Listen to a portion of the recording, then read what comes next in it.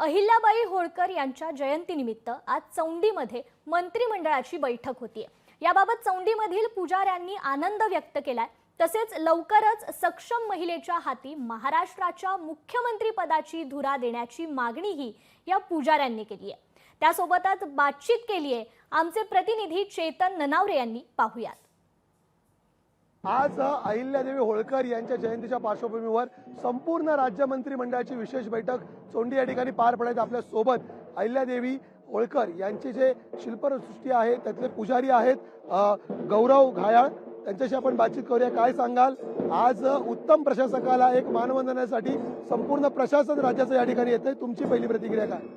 अहिल्यादेवी होळकर उत्तम प्रशासक होत्या, त्यामुळे आज या चोंडी गावामध्ये, या खेडेगावामध्ये एवढं मंत्रिमंडळ येत आहे। याच्यावरून आपल्याला कळतं की आज देवींचं, अहिल्यादेवींचं किती मोठं महत्त्व आहे।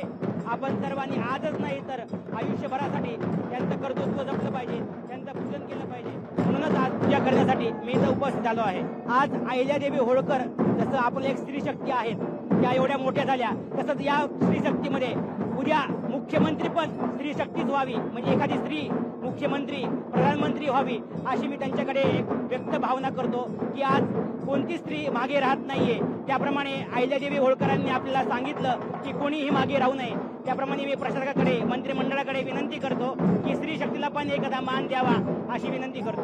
धन्यवाद आमच्याशी बातचीत केल्याबद्दल।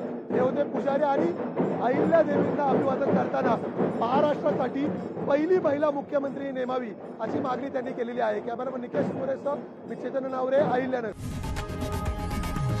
लोकशाही मराठी ऐका, पहा, जागरूक रहा।